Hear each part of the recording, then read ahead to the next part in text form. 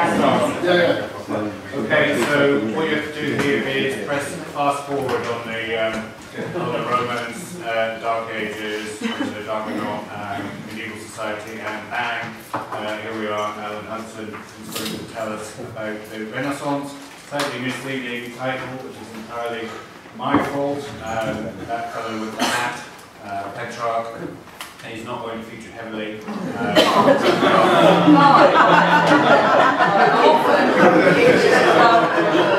But don't be disappointed, because we'll get Machiavelli instead. Who is much more of a dude, really, than Petrarch. Petrarch, as you probably know, was ignorant of the classics. He said that Homer was dumb to him, while he was deaf to Homer. So, just to further emphasise the complete lack of connection with what we've been discussing, it's always a shame not to throw in another great moment of history. So we're very lucky to have Alan give us a lecture on this. Alan's the Director of Programmes in Leadership and Public Policy in Oxford Department for Continuing Education. He's a fellow of Kellogg College there, teaches sociology and contemporary history. Please don't read it. And he teaches the Chinese Communist Party.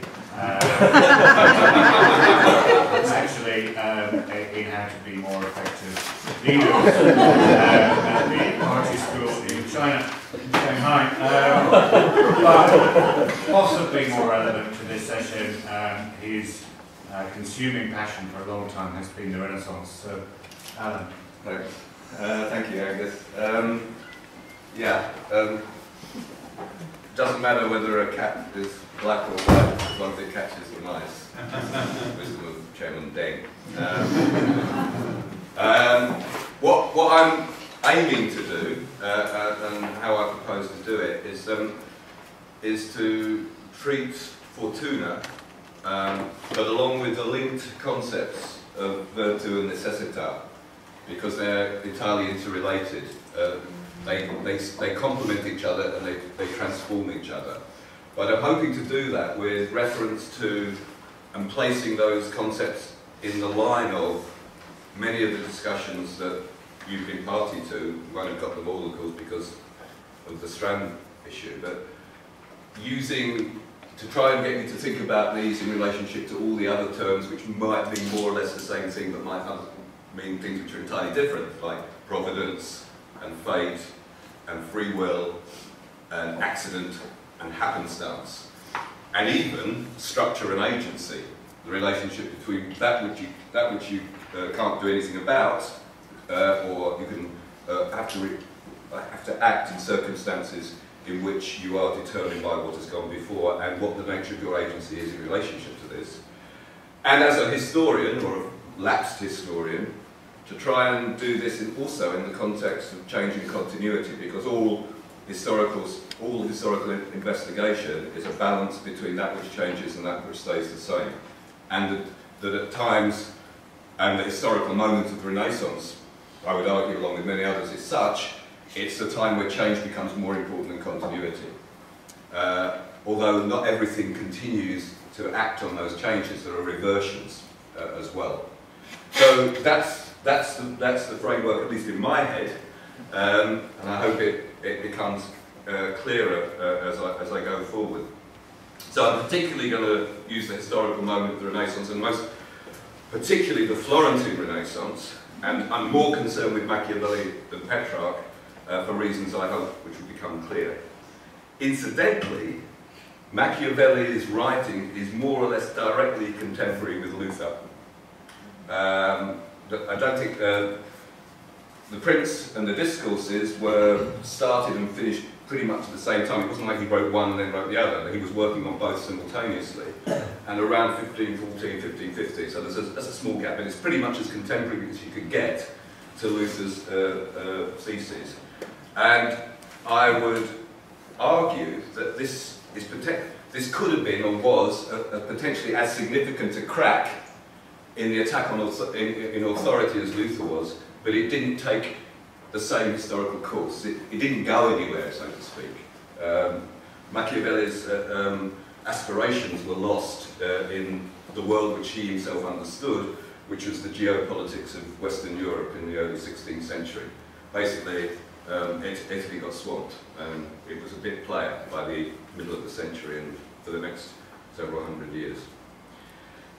Although I'll mention socio-economic, scientific, philosophical, maybe even aesthetic, and a bit of religious stuff, I'm concentrating on the political sphere because it's here, I think, that the idea of fortune or fortuna is most clarified and best understood. And that's the particular contribution of Machiavelli, is to locate his arguments largely in the political sphere rather than in the other sphere, which itself, of course, is different and new. This is not to say that fortuna is not significant in the quotidian life of people. I mean, the Florentines were obsessed with the possibilities of luck and fortune in their own lives.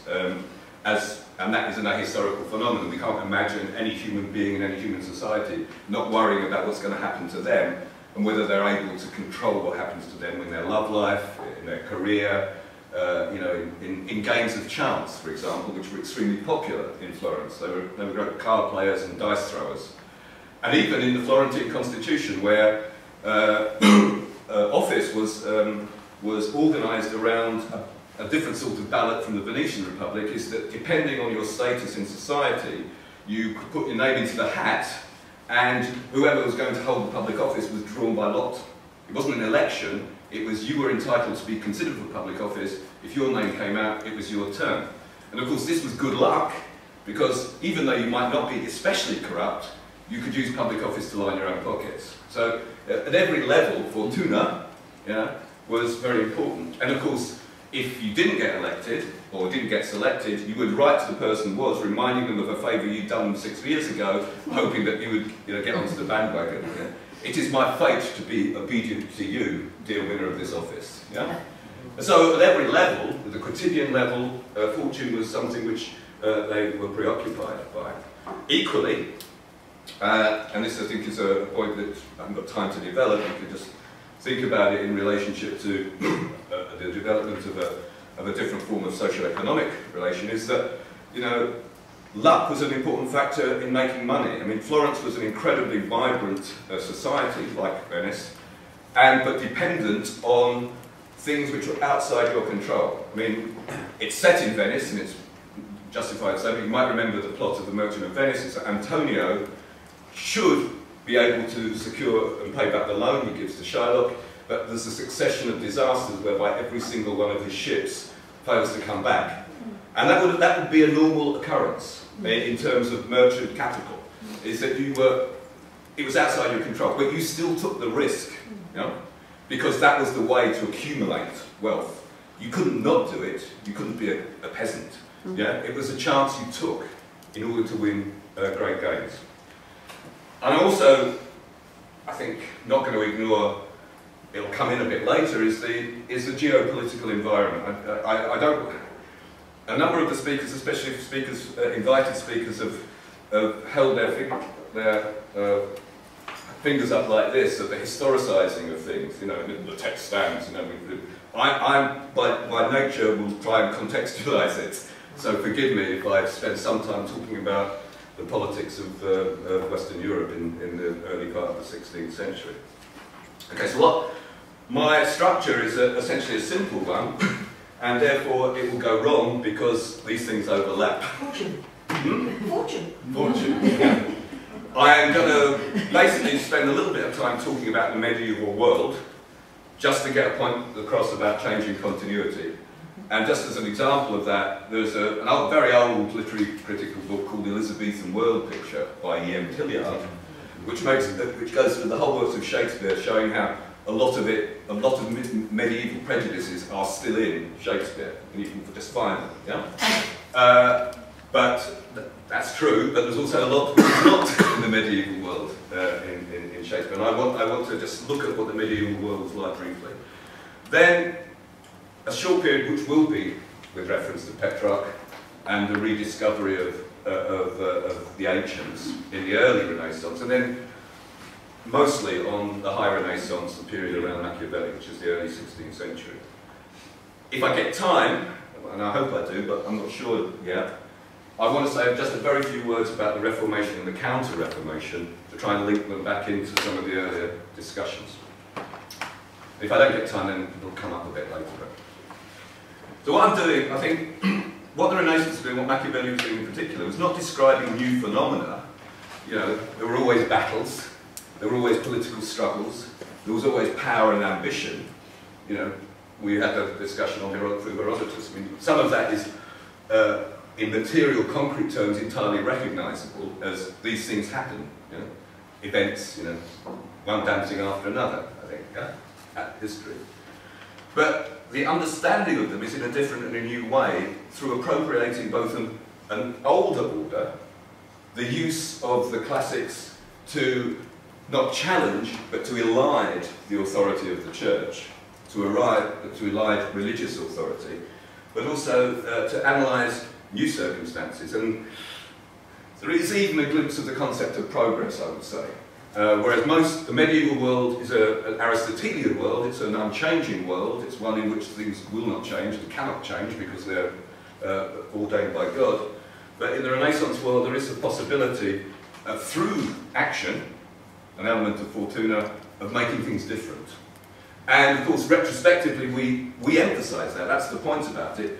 We are not primarily interested in what in the Renaissance is most like the medieval world. We're more interested in the elements of it which prefigure what we want the world to be like. Yeah? And that's why we're especially interested in the Renaissance, because you can legitimately do that without making it up. Yeah? That's, I think, the point about it. Okay, the medieval world.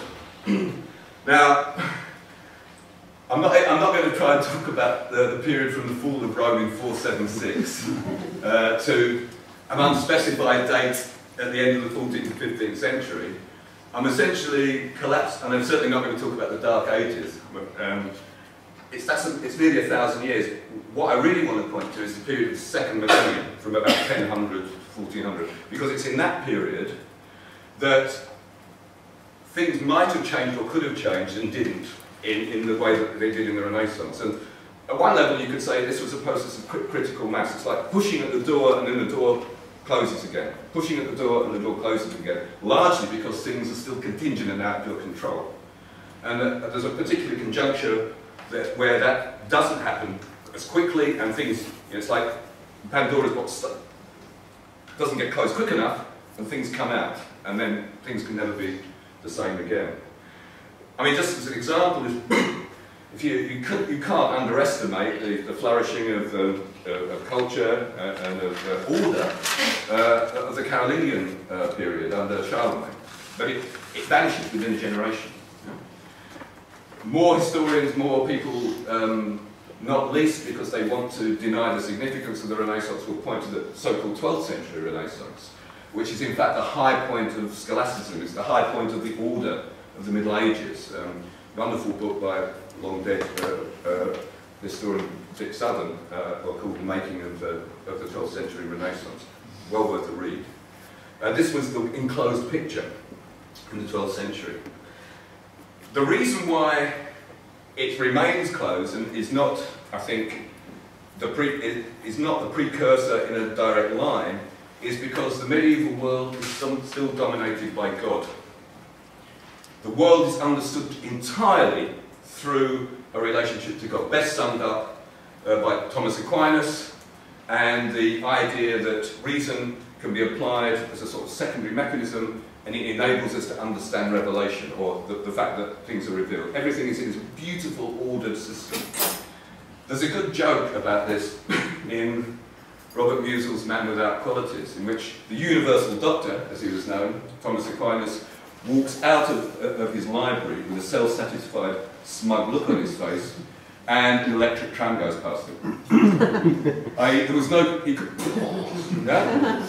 No possibility. How could he fit in something like that into the system? Of course, it didn't happen, but it makes the point that everything had a place, entirely a place, not just in human society in hierarchical terms, but everything's so well ordered, and this was the expression of divine providence. And this actually meant a fairly categorical rejection of the ancients. It's not that they didn't know anything about them, it's that they didn't want to know anything about them. And there's a famous report by St. Jerome, who was a great fan of Latin prose and Latin poetry, and he was a great fan of Cicero, the Roman writer, polemicist, and critic. And in the dream, he's assailed by agents of God who berate him by saying, who are you? Who are you? How will you save yourself from eternal damnation? And Jerome says, I'm a Christian, I'm a Christian. And they said, no, you're not. You're a Ciceronian. Yeah? You bastard. Yeah? And he has to agree that he will never read Cicero again, on pain, and if he ever thinks about doing it, he must flagellate himself. And he wakes up and of course he's black and blue. So this proves it's the case. And so he doesn't read Cicero again, he just translates the Bible from Hebrew into Latin, the Vulgate. And that's a very good example, because the whole tenor, and again remember that point, clearly people sinned, clearly people did, you know, interesting things with their bodies, but the general tenor of the philosophy was self-denial, yeah? Abstinence, yeah? The pursuit of pain, not the pursuit of pleasure. Yeah? This is a characteristic feature, very different from the ideas of the Renaissance. And even in the political sphere, I think Frank referred quite briefly to a guy called Marcellus of Padua at the end of this period, but there is no political thought between Augustine, effectively from the Greeks. Yeah? Augustine wrote The City of God, which is a tract which explains how humans should relate to God, and Marcellus of Padua begins to talk a little bit about duty and obligation in relationship to the state, but hardly at all. There's no political theory at all. You know, everything is theocratic. Everything is understood through this mechanism. And so that's, again, there are other challenges to authority. Somebody in the first session brought up the issue of the poor. I mean, there were the Poverini in Italy, there were the Lollards in England, there were the Cassars, the Albigensians in southern France. All of these things happened, but to suggest that they had anywhere to go, that they were any form of social movement with a social project, you only have to go back and look at the discussion that Engels gives in Utopian Socialism. They are ideas, they're imaginative possibilities, but there is no coherence. They can't be, like, as Marx said, it's like a sack of potatoes. Yeah? They can't go anywhere. There's nowhere for them to go. They exist, people react to the circumstances of their life, but without any form of theorization about these things. In the period which is the contested period, the period of the late Middle Ages, or if you want to project the Renaissance backwards, 1300s particularly, you have to remember that this world was falling apart. It wasn't falling apart primarily through ideas and the thoughts of people. It was falling apart through some of its own tensions. The most obvious one, and this is a point well worth remembering given the retrospective idea that the papacy was always in place and always all-powerful, is that for about 150 years the papacy was not only criticised for its immorality and its corruption, there were actually quite often two popes. Yeah? They were in exile in Avignon, and then there were competing popes. So the authority of the church, theologically unchallenged, was disrupted and rather falling apart.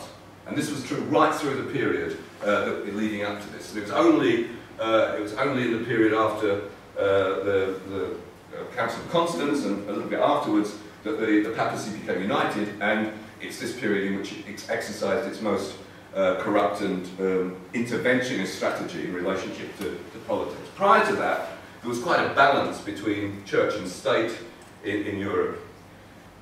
The other things which are worth mentioning, but I can't dwell on them in detail, is because the opening up of life in the 14th century, paradoxically through the Black Death.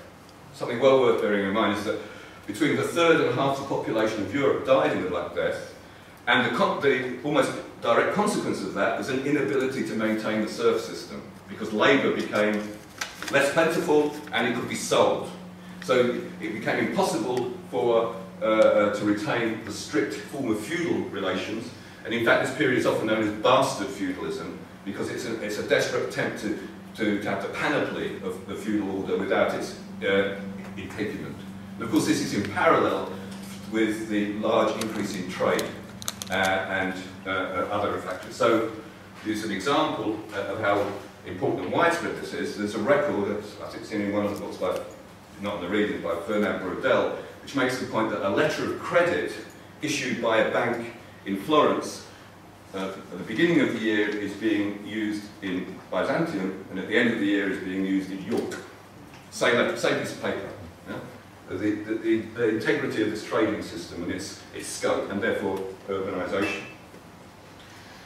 I'm not sure if this is legitimate, just to try and give you the thing about the order and whether this is just accidental. If you think of the English monarchy, for example, between the Norman conquest in 1066 and the accession of Richard II in 1377, only one king, Edward II, is deposed.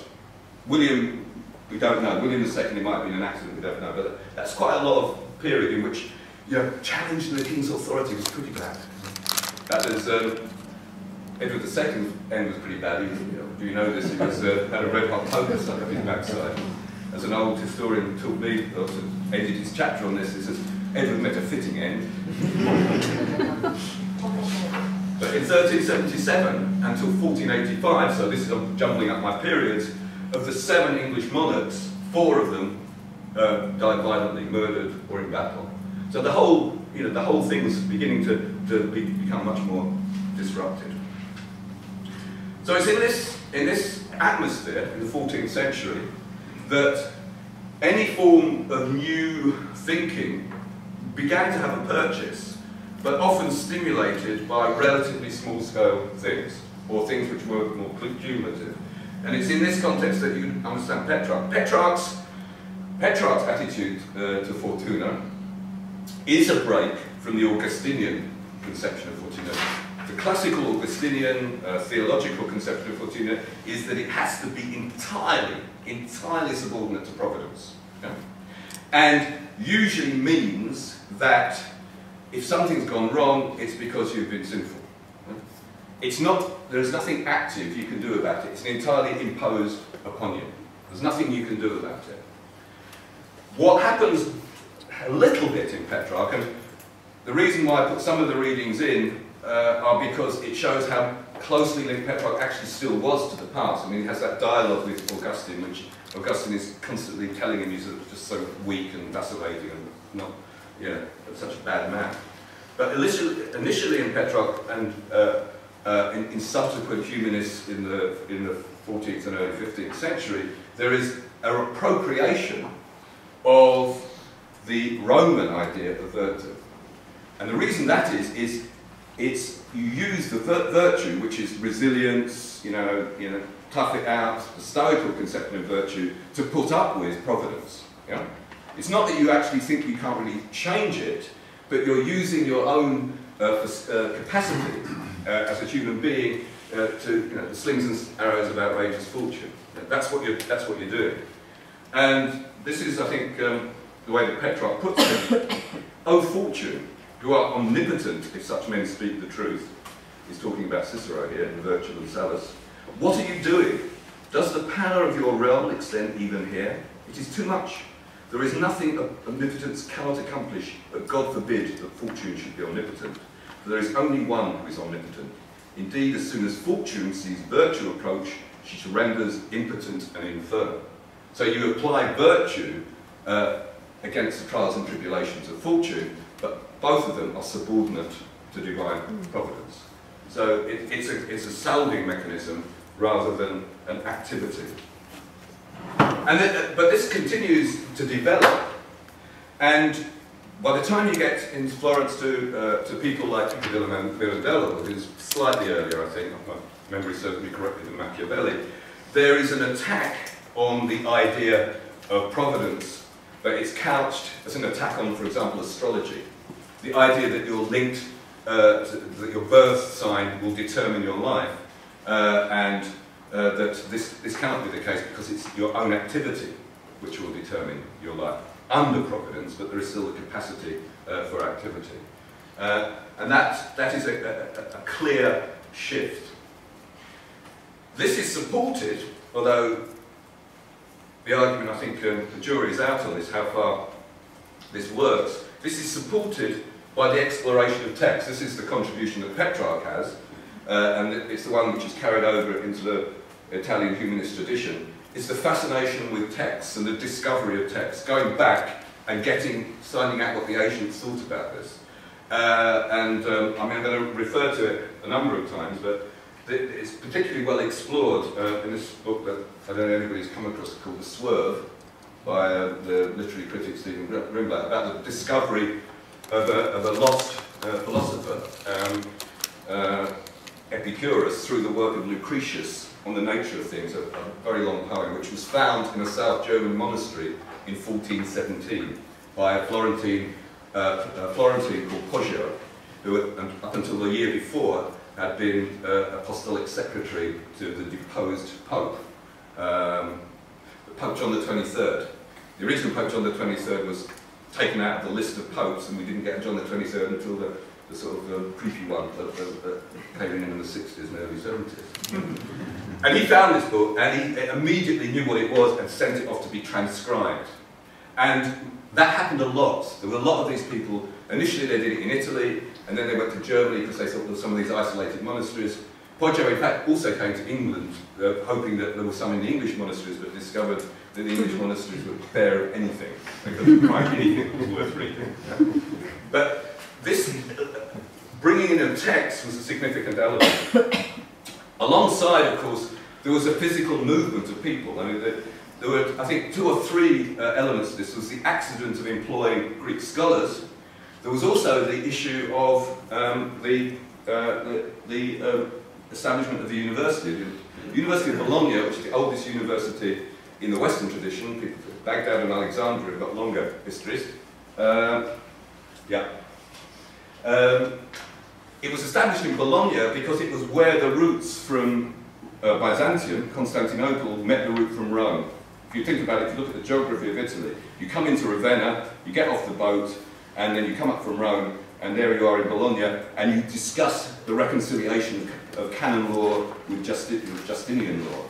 And that itself is also a factor in the fact that we begin to find that the most influential people are not theologians, but lawyers. And the civic becomes more important in all of these discussions. And then finally, much later, of course, the final surge of the influence of Greece is the fall of Constantinople in 1453, which just leads to an exodus of people moving away from the Turks. Of course, what's happening here is that when these humanists began to look not merely at Aristotle and Plato, and not merely at the poets, but people like Sallust and Livy and Tacitus, and most particularly Cicero, they are conjoining their view about the nature of their own human action with the experience of what they regard as the high point of ancient world, which is not Greece, but the Roman Republic. And they are looking particularly and rediscovering, reinventing what comes to be known as civic humanism. That is in fact entirely located in activity. So whereas the medieval world picture is dominated by the idea of the contemplative life, of retreat from life, the Renaissance idea becomes dominated by the idea of activity. Activity in itself is a transformative actor, that you have to be involved in this. And of course this also leads to a new form of discussion. They appropriate the dialogues that they find in Cicero, but they also reappropriate the public discussion of books, reading public in salons. And this is, they also learn this from the Romans. There's a story, which I haven't tracked down the original source, but it's the story of Tacitus was on his way to the Colosseum. This is not Frankie Howard. Tacitus was on his way to the Colosseum, and he's assailed by somebody who recognises him and has read his books and has a discussion about it. Yeah? There is a reading public. There is an atmosphere in which you discuss, challenge, and organise your thoughts around these texts. And of course that's the context in which you move on to the period of Machiavelli, a reading public discussing ideas which link the past to the present and the possibilities of the future. If I put it like this, if I can find the quotation. This is a quotation which again is more about what we think than probably what happened.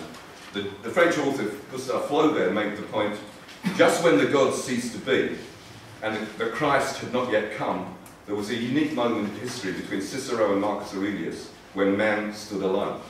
Cicero died in 43 pre-Christ, Marcus Aurelius died 180 AD. Of course he's inventing that, but nobody ceased to believe in the gods, but they ceased to have a direct impact on Roman life. And it was that pagan moment which he regarded as the moment that civic humanism was addressing. It was appropriating not the whole of that, it was actually appropriating a particular part, and explicitly in Machiavelli, to deal with contemporary political problems. Yeah? Machiavelli wrote a play, which I suppose is quite good, I've never read it myself. He also did a lot of writing, but his main work is peculiarly concerned with, effectively, the salvation of the Florentine Republic. Yeah? That's effectively what it's always about. You know? How can Florence go into the future with any degree of certainty?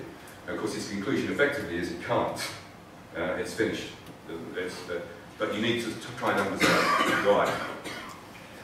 I haven't got a great deal of time, and I haven't done as much as I wanted to, but I wanted to try and give you an atmosphere of that and Machiavelli's concerns. After he served as a diplomat in his early middle life, he was expelled and indeed tortured when the Medici came back into Florence in the early 1500s. He spent a number of years in exile on his small farm just outside Florence. And he describes the boredom of his days talking to pig farmers, and etc. But then he comes on and, in the last paragraph of the letter that I'm going to read, he says, "When evening comes, I return home and go into my study, and at the door I take off my daytime dress covered in mud and dirt and put on royal and curial robes. As attired, where I'm not ashamed to talk with them," these are the ancients, "and inquire the reasons of their actions, and they out of their human kindness answer me, and for 4 hours at a stretch I feel no worry of any kind. I forget all my troubles, I'm not afraid of poverty or of death. I give myself entirely to them." And so he's reading the ancients with a view to commenting on contemporary events. And he concludes this, "And because Dante says that understanding does not constitute knowledge unless it is retained in the memory, I have written down what I have learned from their conversation and composed a short work, De Principatus." So I have worked through all the examples of the classical world. I have, like Livy, I have decided what is likely to happen as a result of examples already given. If A happened, then B will happen, or C will happen, depending on what the person in charge does. So it is a causal relationship of real politique, which is why I put that reading in about, you know, he was saying there's this complicated reading about who you should be aligned with in order to get a good result. You know, if Spain does this, France won't trust them, you know, etc., etc. It's like a complicated form of game theory. Yeah, you know, it's entirely a politics of personality. There isn't any sense in it of you know, physical resources, etc. Although that must be behind it. The wider picture, very briefly, because I haven't got much time to do it, is that, as a result of the consolidation of French power, which had happened about after the 100 Years' War, and the practical elimination of Burgundy. Burgundy is always a confusing concept. I don't know if you've ever worried about this, because Burgundy is a sort of area of France where, you know, they grow a lot of wine. But Burgundy in the Middle Ages included the Low Countries. It was a power comparable to France. And the competition between Burgundy and France to actually control that area of Europe was a drain on French resources until they actually won. And then the other key development, perhaps the accidental domestic development, is that the Holy Roman Emperor not only reconsolidated itself in Germany, but through an accident of succession, the Holy Roman Emperor also became the King of Spain. So that became the dominant European power. And as a result of the conflict between particularly France and the Holy Roman Empire, and which was actually carried out in relationship to Italy. Italy was the Balkans of the 16th century. The struggles between these major powers were played out over the death Florentine democracy and the independence of many of the other city-states. And this is the issue which Machiavelli is addressing when he's trying to work out. This is the reason for the fascination with Borgia. Is this the person that can save Italy? I know he's a bit, but this is the only way that can this be done. And that's the reason for the discussion of Borgia in relationship to Fortuna, Virtù, and Necessità. Just empirically, there's only one example. You might remember in The Prince the famous example of how to deflect criticism when the Romana rises in revolt against the depredations of his number two. What Borgia does is to invite the number two to come and see him, and several days later you find his body in 2 parts in the town square. He did it, he takes the rap, I'm okay. And Machiavelli marvels at the impetuosity, the sheer genius of this. And of course this is why, when you look at it, and we'll develop the thing a little bit later, this is why Machiavelli was so frightening. I mean, it looks like it looks a bit like The Sopranos now, what can you do? You've got to do it, If I don't do it, somebody else is going to do the dirty work. I mean, somebody's got to do the dirty. You can go and live in a monastery if you want, but somebody's got to do it, Yeah, like that. And of course, this was frightening, absolutely frightening. I mean, people had done bad things in the past, but nobody had said, you have to do these bad things. Nobody had quite clinically separated private conscience from public duty. The maintenare il Stato. To maintain the state, you must do these things.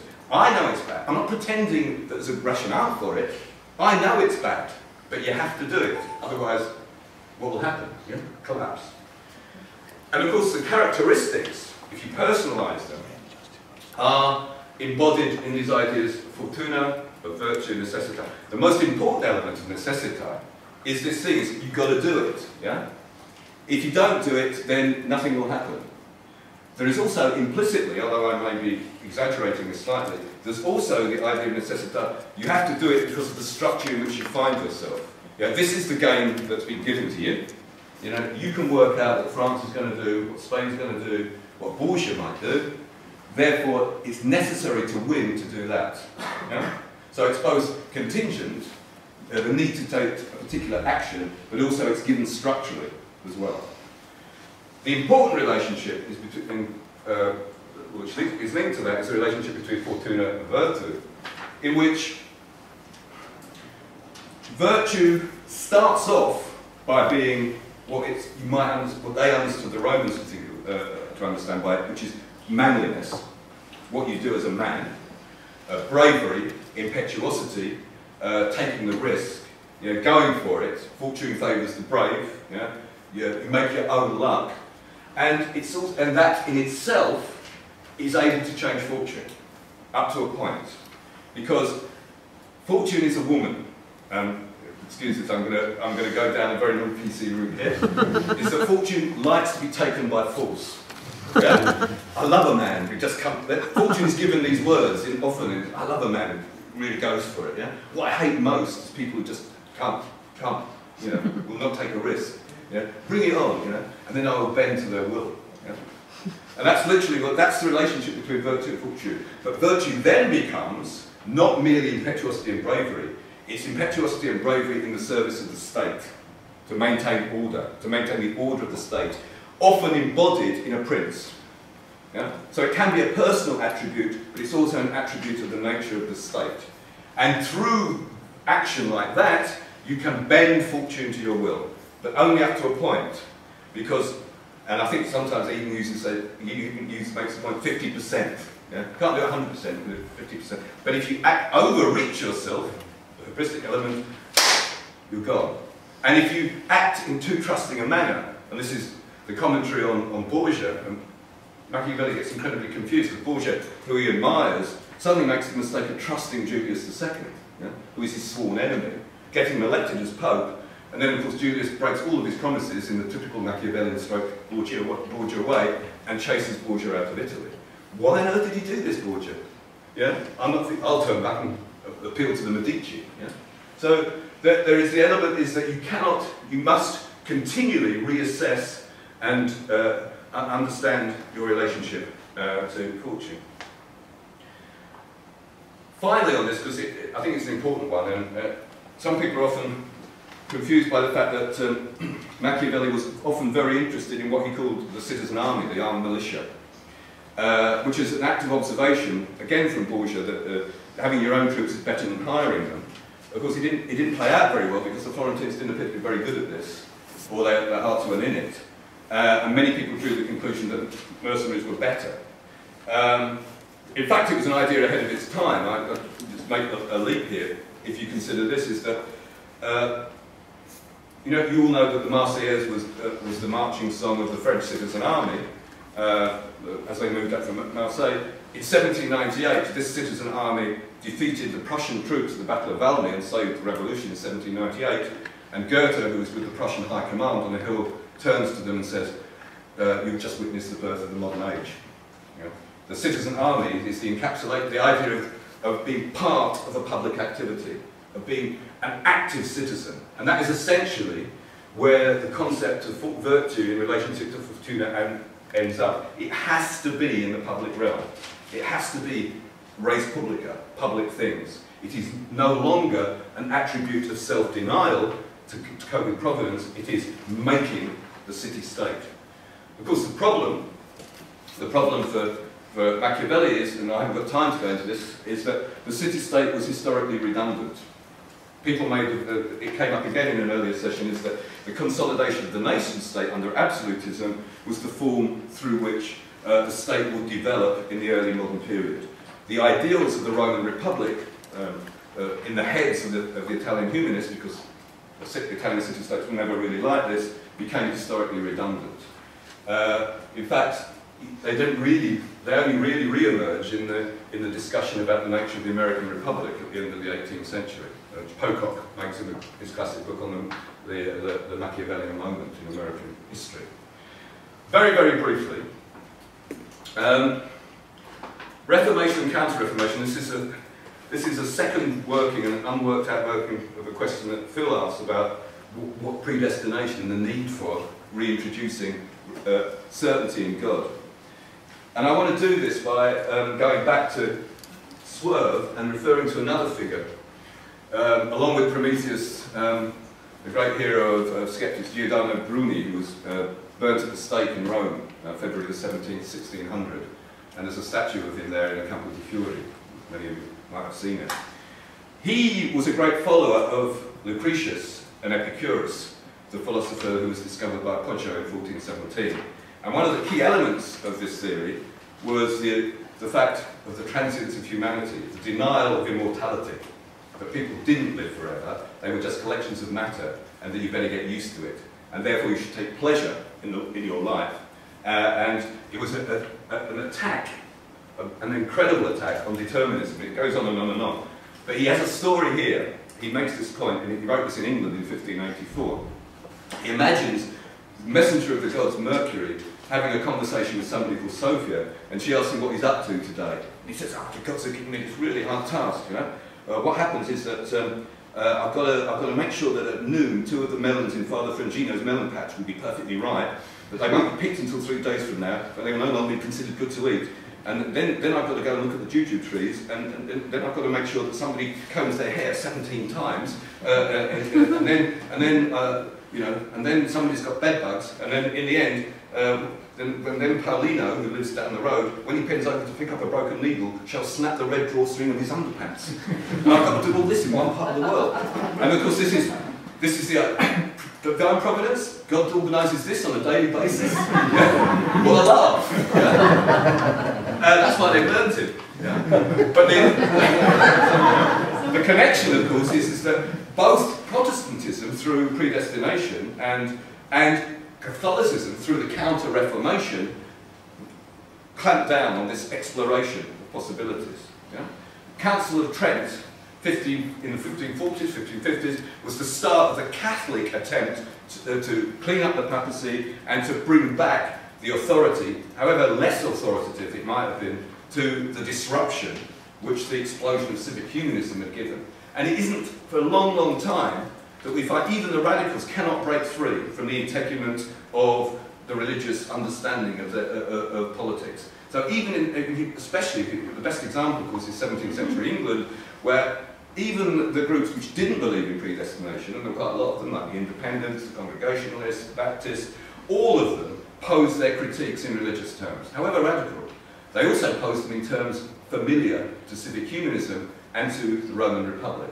And it's not until much later that the idea of social change and progress breaks free again of its religious component, where it appeared to for that brief moment, which was particularly Florence at the end of the 15th and the early 16th century. Thanks.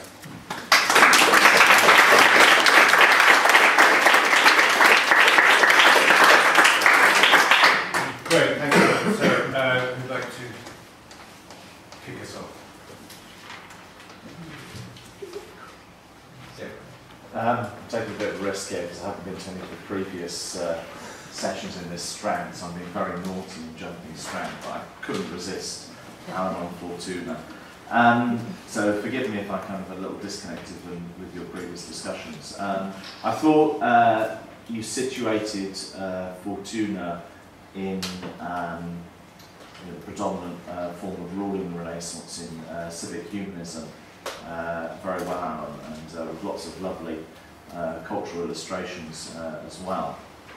However, I'm more kind of troubled by your kind of disconnect between the Renaissance and the Reformation. And if we just think about the comments you've made about the kind of civic humanism in the city-states, be it in Florence fairly briefly or for much longer in the Venetian Republic. What I think is interesting about the way you described it is the role of Fortuna in what was essentially an ascending, predominantly ascending theory of rule rather than a descending theory of rule, at a time when the rest of Europe, with the exception of a few Swiss cantons, predominantly had a descending theory of rule. Now, I'm not arguing, of course, that in Renaissance Florence that there was no descending element. Of course, God was still there as the predominant descending element, and of course, in different periods, particularly in Venice, less in Florence, there were times when the descending elements were asserted more than the ascending elements. But if we just think about the importance and the exception of a predominantly ascending form of rule in civic humanism, I just find it too far-fetched that that was entirely forgotten in Reformation and Counter-Reformation thought. I'm not arguing, but of course Luther did not have an ascending theory of rule, as we know particularly from his emphasis on kind of passive acceptance of authority. But if we look at other thinkers like Mornay and Beza, for example, they developed an ascending theory of rule, of people giving authority to magistrates, who then exercised their influence over princes and kings. And then the Counter-Reformation thought of Jean Baudin as well. So I just think that, it's not as if we can either say that Reformation and Counter-Reformation thinkers ignore Machiavelli. Obviously we can't say that. So I accept that things get picked up much more strongly and later. But are we making a mistake here to say there's a kind of that Machiavelli is somehow forgotten in Reformation and Counter-Reformation thought? Back to that. So I've got Jane, Dennis, and then Barbara.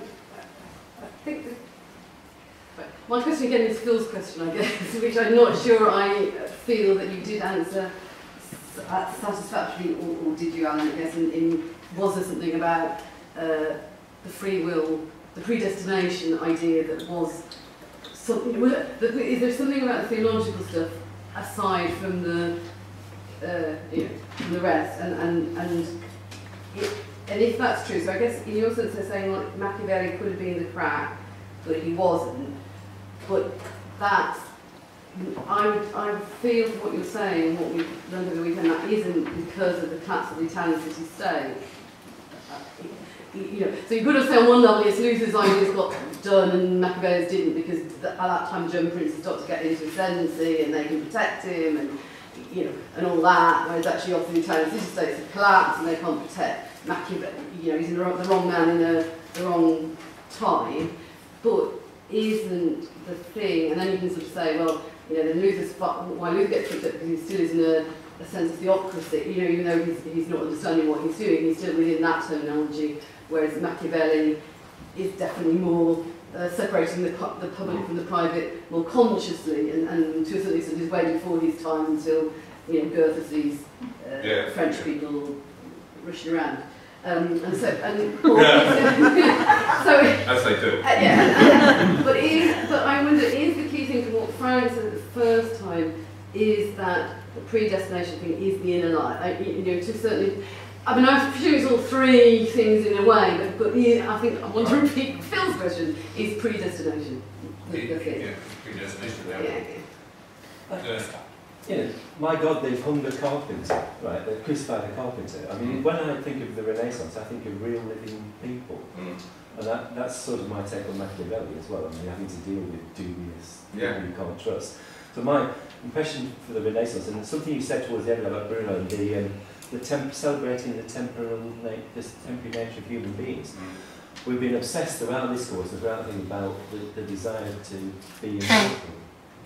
And it seems to me that was what you said is true. It's a marked shift, a different shift. It's something completely different. It's not just looking back, it's looking differently. Both as people, as individuals, which you see in the arts everywhere, and you see in public spaces in Florence, and yet there's something new happening. I think it's actually more exciting than the Machiavelli. I just wanted to check on that. Okay, so I'll take three more and then bring Ellen back in. So Joe. Ross? Looking at my notes from last year, the thing that, in terms of what Dominic's saying, I mean, my understanding of Machiavelli is that he actually has the seeds in his theory for the points that are made in the Reformation, in the sense that he is saying that you need strong rulers because man unchecked will do evil deeds, will pursue his own individual destiny, which will, you know, end in corruption. And that's why, even though, you know, the idea of a civil society is in the ascendancy, in the way that you talk about it, it's almost got the seeds of its own destruction in it. And it never really deals with the point about man's predestination to sin, and that only really God can save man. And it actually will take a strong leader to work for the common good, you know, check all those individual needs and desires, to stop man from pursuing, you know, his predestination to evil. Except it's done, you know, not in a religious context. It's done in a civil context. I liked your description of Machiavelli as kind of the Sopranos. In a way, you know, somebody's got to do the dirty work, and that kind of public declaration of that, I'm just wondering what the response from the church was to that, because as far as I understand it, that wasn't the first time that was kind of discussed or described. I was interested in your idea of the particular conjuncture and the various elements of the feudal crisis that may well have assisted these developments. The area that's always interested me, because in many ways it seems to have many of those same features, obviously the Low Countries, you refer to Burgundy, and in many ways even a higher level of economic development and even a more outward-facing appearance to the world. And there's always this question of why these developments didn't take place there, but did take place in Italy, other than the availability of Greek scholars, in other words, a sort of contingency. And I wondered how this was discussed and theorised at the time. You know, were people theorising their own uniqueness? Were they looking, for example, at Fortuna in the sense of, why are we talking about this, but those northern Europeans, possibly are? But also, whether there are links, for example, between that northern Renaissance and then the I mean, in the sense of physical location, that Northern Renaissance in parts of the Low Countries, and then the later Calvinist revolt, and you know, the issues there of the resistance to authority. Because there is, in fact, you know, an urban tradition, as you know, in the 14th century of you know, what is nowadays Belgium. You know, the various urban revolts, which actually are going on at the same time as many of the developments in Italy. So I'm always interested in this because they always seem in a way to sort of, you know, Northern Europe's a bit cold, it's not quite as romantic, but we seem often to focus on that and ignore things which are actually quite close to home. In many ways, would seem to have had, you know, better preconditions almost if we were looking at it in some sort of laboratory sense. I think they were happening, but they didn't act very crudely. They didn't take the same flashy forms, both aesthetically and you know. But there is an understatement, probably. Yeah, but there are incredible developments in that period, and they go on for much longer. I mean, if you want to look at, you know, the development of a more modern-looking constitution, you have to look at Holland. You know, the stateholder and you know, the sense of both a sense of not internal democracy, but a sense of some form of constitutionality, and the use of that constitutionality against absolutism. Yeah? And that continues for some time, and it's probably it's got more historical resonances than civic humanism does. Yeah? I think it's an idea that couldn't work, civic humanism. I think that's the main point about it. There's no material basis for it. I would say though that the most modern element of Machiavelli's element of it, and it comes out more in the discourses, is the idea of conflict, of allowing conflict inside the polity, as long as it doesn't solidify into faction.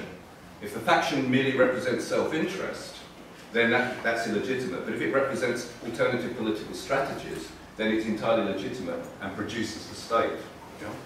Now, I think the real problem with Machiavelli is the appropriation of process and the forgetting the content. The content didn't survive very long, but the idea of approaching politics through realpolitik did survive a long time. You know, well, it's with us, isn't it? You know, and that's the way that Machiavelli is appropriated and used, because he was used at the same time as everybody being horrified by it. You know, old Nick, yeah. Machiavelli is literally the incarnation of the devil. And you can see it in English literature. It's, the Machiavellian characters, in the Shakespearean villain, especially in Jacobean drama. In Webster, Machiavelli is a continual presence. And it's also used in the politics. I don't know if this is true, somebody may know the answer to this, is that according to Hilary Mantel in Wolf Hall, Thomas Cromwell brought a copy of the Prince back from Italy, because he spent some time in Italy. And Cromwell's appropriation of Machiavelli's strategy was there to consolidate the most powerful nation state, at least in terms of its coherence, largely through administrative shifts and the consolidation of the social group from lawyers and others, the commercial middle classes, that became dominant in England by the early 17th century. The period of Tudor rule, it became consolidated in the early 17th century. And that is probably the most important development. So I think you can have an argument about whether top-down or bottom-up.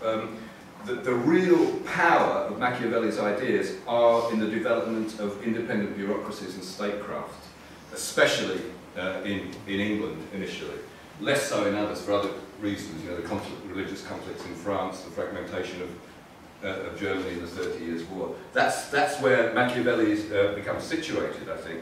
And then people later, in the 18th century, the end of the 17th century, early 18th century, after the defeat of the English Revolution, people then go back to Machiavelli to reinvigorate this idea of not civic humanism as such, but of a radical different view of the English constitution. And that also gets linked into the idea of English custom, and it becomes a weak theory of history, everything Magna Carta onwards. So Machiavelli's coming in and out at various times. Initially, it's all about the realpolitik and firm action, and then later it comes back with this sort of appeal for the civic humanism. I've got a soft spot for Machiavelli. I don't know why. Every time I reread him, I realise that in fact it's a very bloody read, But I still got a soft spot, and the Florentine, I suppose it's think of it like, it's like being a West Ham United supporter and also supporting Fiorentina, you know. You've got to have some element of loss in your life. I don't know the answer to the predestination question. I was being over-schematic about it, but the facts of the matter are that both in the Counter-Reformation, you know, the reassertion of the supremacy of the papacy, the elimination of scientific inquiry as a part of this, you know, remember Bruni of 1600, Galileo of 1611, both the Counter-Reformation in its assertion of the external authority of the Pope, and elements of Protestantism with their association with absolutism, and the drive to say that these things are all ordained, both of them close down thought. You know? Otherwise, how can you explain this huge gap between the Renaissance and the Enlightenment? You know, the 17th century is the battle of the books, where progress becomes configured again, 1650s, 1660s. Yeah, there are isolated voices, but they're voices in contemplation. Montaigne being a very good example of this. I mean, there is civic humanism in Montaigne, but Montaigne spends his entire life in one wing of his own chateau. Yeah? It's not a public engagement. It's that act of public engagement that I think is the crucial one, and that's the one that's lost. Yeah, I'm sort of not clutching at straws, but I'm just trying to think of the appropriate theological response to a period in which inquiry is disabused. And that's as far as I've got with it, really. More points, questions? Phil? It's more on the Machiavelli text. You said, you know, I think you made a point last time or before, that you think Machiavelli wrote both Prince and Discourse at the same time. Yeah. And when we read them for last year, I felt they had a different balance within them quite a lot. That Machiavelli, that the Prince was much more a practical guide as to real politique and how to maintain order and stability and like that, and it's just by the means and all that. Whereas in the discourses, it seemed to be more elevating, not the sort of pessimistic view of human nature, which Josie was referring to, but more the importance of civic virtue and the public spirit, and seemed to be a more democratic advice, and it seemed to bring out the more progressive and, you know, humanist elements of Machiavelli. But if you're saying they wrote them at the same time, do you see that difference within them? And how do you account for that? I think they both were only published after he died. After he died. Yeah. So. Yeah. I mean, this is pre-lunch, remember, so you're still full of energy. Just on that. We can ask everybody in as well. Just kind of wondering about. So the establishment of the absolute monarch, the consolidation of the nations, seems to take the the freedom that the Lutheran Reformation extends to us all, but only in the heart. The absolute monarch, however, gets to have his cake and eat it. He's free in flesh and spirit. And so in some sense symbolises an example of what subjectivity could be. You know, the king is like God on earth, and the rest of us have to do what he's told, but he's now a human being, and as we know can have his head cut off, not once but twice, English and French revolutions. So the English Revolution is the first one, has that civic humanism as part of it, because certainly the forces of Roundheads and so on are, you know, urban, London, mercantile basis of support to them. It seems a bit like the Renaissance again, you know, the emergence of that republicanism in a city-state context, if you like, if you can isolate London from the agricultural power base of the aristocracy. It seems to replay some of those moments, but at a later time when Machiavelli's insights that you can be forward-looking and have a revolution through force seem to have sunk into the degree that you can even go to the lengths of cutting the head off God's representative on earth. They can make that, you know, fateful step because something's in the air that it's possible to shape your future, that revolution is possible. But just on that, when we think Hannah Arendt has a theory that, again, with the Reformation and with Machiavelli, there's a turn to look to the future, and we can create our future through violent end, through violent means, revolution, but things tend to end up badly. Right? If you try and create something out of nothing, we heard, I think on the very first day, Dylan talking about how the French Revolution tries to create a completely new society, a new calendar. They invent calendar, but they dump it really quickly. You just can't invent this stuff. America, however, for her, has a successful revolution because it just takes over what's already there. But whereas it just creates something out of nothing. Okay. I mean, there is a tradition of civic unionism, but it's a subordinate tradition in the English Civil War, associated with Harrington. And that's picked up by a number of people in the early part of the 18th century. So it's an active one, and it refers again back to Rome and to the civic unionism. But it's not as powerful as the sort of more religiously inspired radicalism of the people like the Fifth Monarchists and the Levellers. But it's there. I think on the discourses and the princes, they are in a certain way they're written for a different audience. In effect, the Prince is a potboiler, which is directed at trying to get a job back. And which succeeds in the end, but maybe not through the Prince, but he does get a job back with the Medici, and he lives out his life as a minor functionary inside Florence. And again, I think the Prince is much more about process. The discourses situate what Machiavelli would like to be the case, and the ideal is the Roman Republic. He also then has to deal with the fact that this is difficult to maintain, and in fact it's difficult to produce. So he then has to introduce the idea of great men. Great men write constitutions, and then constitutions might or might not have a continual life, but they're subject to decay, they're subject to transits, etc. And it's at that point that going back to an earlier question, it's the Prince can be an individual, or it can be the authority of the state. In practical circumstances, it's liable to be an individual, and in the particular cases of saving the Florentine Republic and/or Italy, it has to be a strong ruler, because the circumstances have already necessitated that. You can't change that.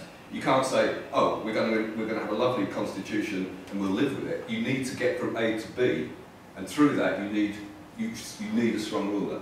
But it's a contingent, not necessary part of the theory. The theory stands as a theory in which there is the degree of association, the degree of public debate, but it's a difficult one to sustain and an impossible one to sustain in the given circumstances of Italy in the early part of the 16th century. I think, again, this is being incomplete, but once you get as far as some form of recognition that there is a closing down of the mind in a certain sense, both through the Reformation and the Counter-Reformation. I mean, there's no science in anywhere, really, for quite a long period of time. England becomes the exception, and England, I haven't got time to discuss that in great detail. You then have to start thinking about Weber's analysis of Protestantism as part of, in relationship to the so-called work ethic, of the culture of it, is that the theology of Calvinism in particular is a representation of the success of the bourgeoisie. And even though you don't know, the assumption being, of course, is that if you're wealthy and lead a good life, therefore you are, by definition, predestined to heaven. You have been shown to be that sort of person. So it becomes, the success of your life is then retranslated into these theologies. It's not like a lottery. There is evidence out there which shows you that you're one of the saved. And that's why you have the sense of the brethren. So I mean, when I describe it to myself and describe it to you, it sounds like a real confidence trick. Yeah? But in fact, that's the way that it was understood at the time. And I think, going back to that final point about the crack, I mean, I think the point about the crack is the systematic challenge to authority, which, even though it took a weird turn with, you know, the absolutism and predestination, the challenge to the universal authority of the Catholic Church trumps Machiavelli's attempt to reinvigorate civic humanism. You know, that's because Protestantism worked. Yeah, there are millions of Protestants, and they held this idea of their own conscience being the guide through which their lives. Civic humanism didn't work. Yeah? So it was a limited, it was like a thought experiment without any practical reality. Yeah? That's the way I would understand it. But the exciting thing about it, and I think Dennis is right, the other developments are even more exciting. The exciting thing about it, for us, is its secular character. Yeah? You know, it is divorced from a justification through any form of religious panoply. You know, literally, render unto Caesar that which is Caesar's, public duty, render unto God that which is God, private conscience, and you can make an absolute distinction between the two, no problem. Yeah, Joe, kick us off. This might be very silly. It's just, again, because we talked about humanism last year, and the idea that Machiavelli actually developed politics. So the previous discussion about how to maintain order was had by Plato, with the idea of the super philosophers, can't speak. Whereas this Machiavelli's theory is a much more practical theory of how to maintain order, and it's less philosophical. And I've written down here, and I don't know why, that in Greece there was no politics. There was obviously conflict, but no politics and stuff. So my question is the creation of politics a degradation of free society? No. I mean, you're right, is that, you know, Machiavelli isn't that systematic a thinker, and he's not that sophisticated as a political theorist. He's both a political theorist and an active politician. Remember this. I mean, he spent most of his middle of his life negotiating deals with the King of France and other people. So it's about the practice of politics. And it's the practice of politics, in a sense, almost divorced from the political theory. Yeah? The practice is put at the service of the defence of a sovereignty republic, but it's practical activity. But there is a political theory there. The political theory, yeah, is of a mixed constitution, yeah, in which the different elements of society have a role which is not fixed, but you would like to keep them in harmony. And it's one in which the evolution of res publica, public things, is the responsibility of each and every citizen. And you are not a real person. This is, I mean, it says this somewhere, I can't remember exactly where it is. You are not a real person unless you are interested in public things. Yeah? You are not, you're just a shadow. Yeah? You're insubstantial if you turn your back on the activity of organising the polis. Yeah? So that's the sense in which he reinvigorates both political practice, which is, I've said, people can grasp that, the Machiavellian character. It is a reinvigoration of the idea of political activity as the cornerstone of life. In that sense, it's not a degradation at all. You know, absolutely not a degradation.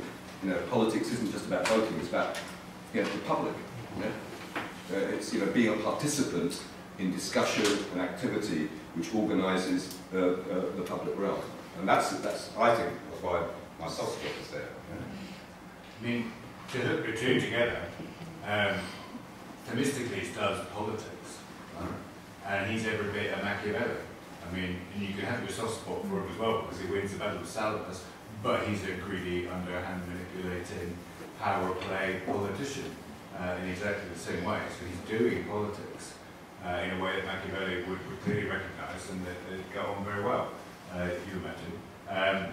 But you also have the emergence of political theory in Greece, but a lot of that is in the conservative backlash to the involvement of the people in politics. So political theory is born in an anti-law and order form, right? Because the laws are the customs of the people they're making, and they're excluding the privileged by nature of superior. So it's born in an anti-law and order thing, which is interesting. Martin and Dennis. For me, ways I'm trying to situate this in the other things that we followed in the general strands and classics, I think it's kind of missing a bit is a bit more about humanism actually, because we looked at mainly at Machiavelli, and then it's very much about practical politics, and then in this period we looked at Luther as well, and the challenge to the challenge to authority, the challenge to papacy. I'm quite interested in how a bit more about what we're calling civic humanism and how that fits in terms of the ideas of authority and freedom, and whether we can kind of, to what extent that the ideas there, take us forward in terms of challenges to authority and ideas of freedom, because I think there's a danger I take away from this that otherwise kind of fail, and then you have. We kind of go backwards for a while. The Renaissance failed. That's kind of what I've been starting to believe from what we've been discussing in this session. So, kind of a bit more on the how did the Renaissance humanism receive classical ideas of freedom? How did they, which bits did they take? What was important to them, and what threads continued and were see they were suppressed by the absolutism and counter-reformation, but what kind of came through from that? What's the importance of the Renaissance humanism for taking these forward in ideas of challenges to authority and freedom? Okay, I've got Dennis to bring in, but this is what your last chance, as Jeff would say, to ask anything about anything in the last 10 minutes. Oh. Right. Yes. I was going to ask you to speculate, so you can spend the whole 10 minutes we spent on Machiavelli's influence, because I sort of see him as the classic text for business studies. Yeah. And I know you're a bit allusion to and keeping away from what you've said, saying Machiavelli is the driving force of the French Revolution. I mean, obviously, people read him, but could you sort of limit his influence? Because it seems to me that you read him when politics is in that moment what you described before, it's where you really can't do anything, where you're in some artificial structure.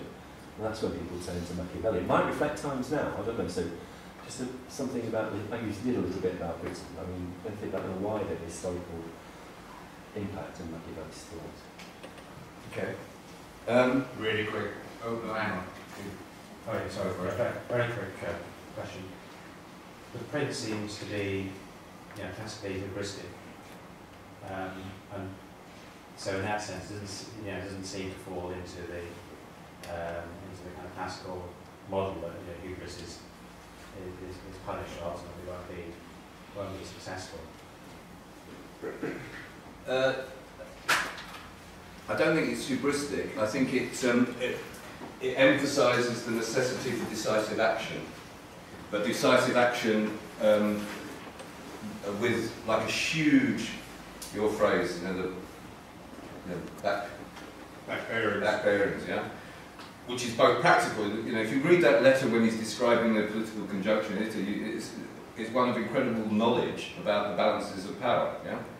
So the reason for taking decisive action is informed by a huge panoply of contingencies, and then making the decision and acting on it and being ruthless about it. But there are times not to act as well. I mean, there's a discussion, I think it's in the print when it's referred to, is that post Julius II getting rid of Borgia, he rings his head about the fact that Julius II has signed an alliance with France, yeah, because he says this will bring the Spanish in, and we're screwed, yeah. The only possible way this could work is if Julius II is even luckier than he was in relationship with Borgia, and he manages to unite Italy, but that's not going to happen. And he was right. I mean, what happened was that the Spanish came in, the Spanish were their army was much more efficient than the French, and effectively that was the end of Italian independence, or the component parts.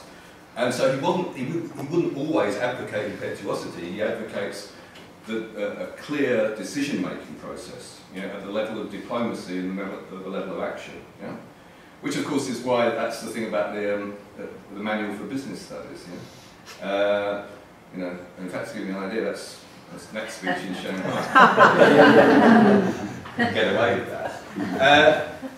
I don't think what I was arguing was that the Renaissance failed. What I was saying is that alongside the huge transformative elements that the Renaissance gives us in our understanding of what it is to be human, you know, the measure of the world, in literature, in art, in cultural representation, then it's a huge success. What I'm saying is that effectively it didn't produce a politics appropriate for the next period.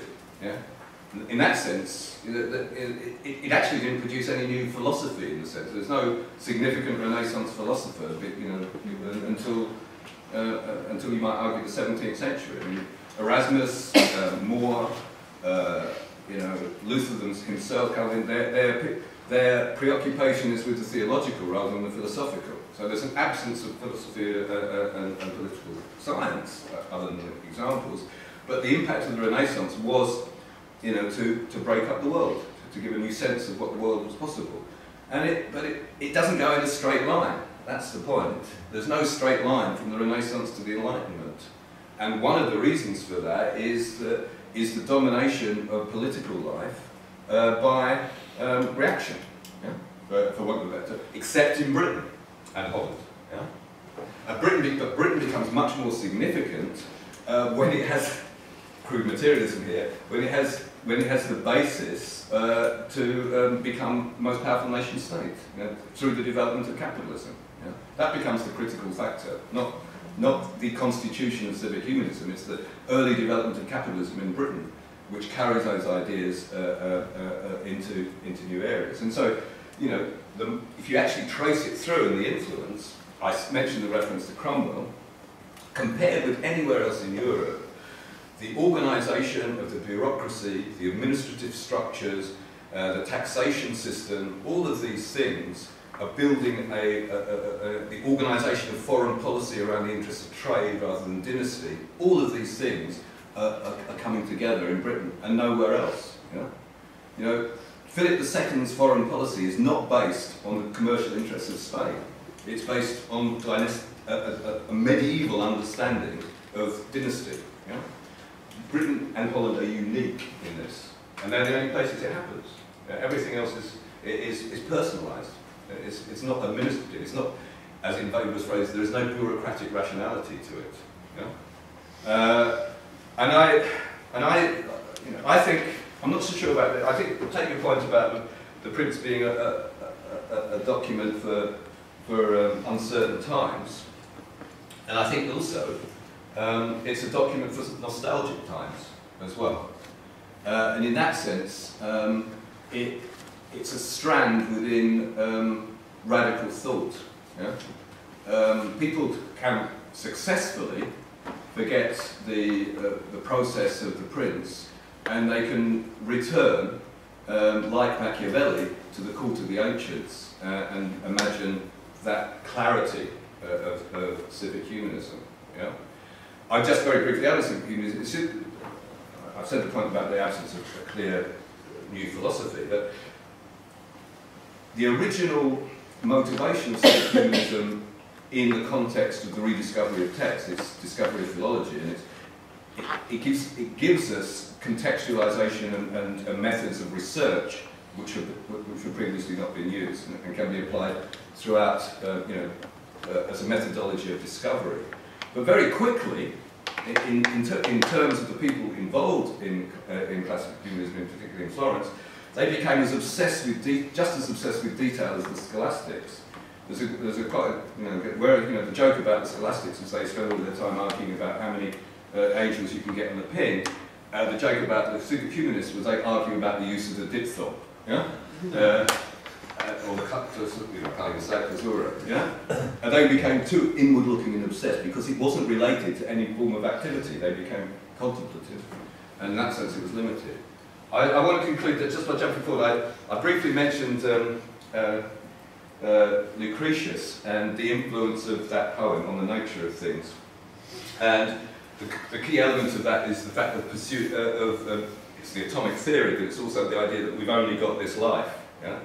There's nothing else. There's still a God in Lucretius, in the Venus. yeah. There is still a God there, but they pay no attention to us. Why on earth would they bother with us? Yeah? And therefore, the only thing is the idea of organising your life around what's there. And the phrase "the pursuit of happiness" occurs in this, which you may be familiar with, because Thomas Jefferson owned 5 copies of this poem in Latin. He says it was his favourite book, and it finds an appearance, jumping ahead to another time, of life, liberty, and the pursuit of happiness. So that strand got lost and then re-emerges in the American Revolution, and that's a big leap, but something to think about. Okay.